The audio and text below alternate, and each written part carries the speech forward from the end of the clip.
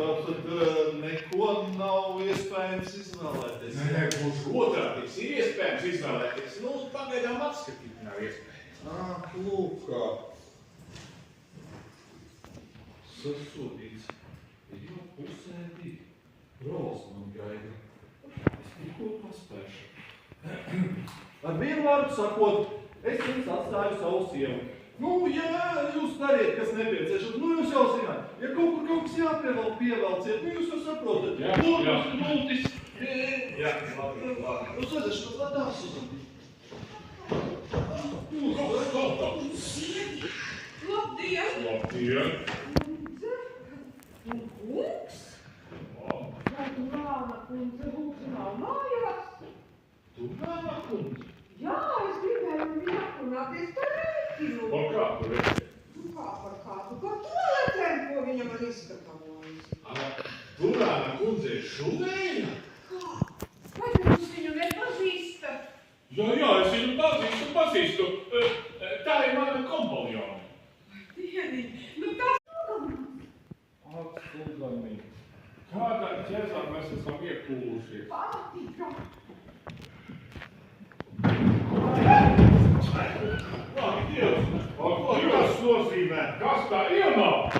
Sasodīts, kāpēc jūs atgriežaties pie durvīm?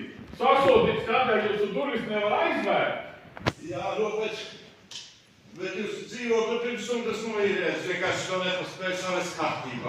Elementāri ir taču slēdzeni, ko var ielikt durvis šeit, un katrs ienāk ar publiskā dārzā.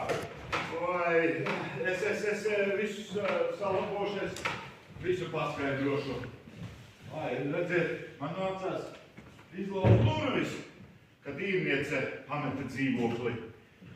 Un atslēdzinieks aizgāja pusdienot. Un vēl nav atgriezies. Bet atgriezīsies. Vai citādi viss kārtībā? Citādi, atvainojiet, bet es šeit neesmu viens. Vai, kundze, piedodiet, es neievēroju. Ai, nu kā kundze nav lieta? Es nevienam nestāstu. Iegad jūsu žaki. Jo labāk, tad es nemaksāšu. Labi, nemaksājiet. Ko neteiksi? Vismaz pret klientiem šeit izturās laipni.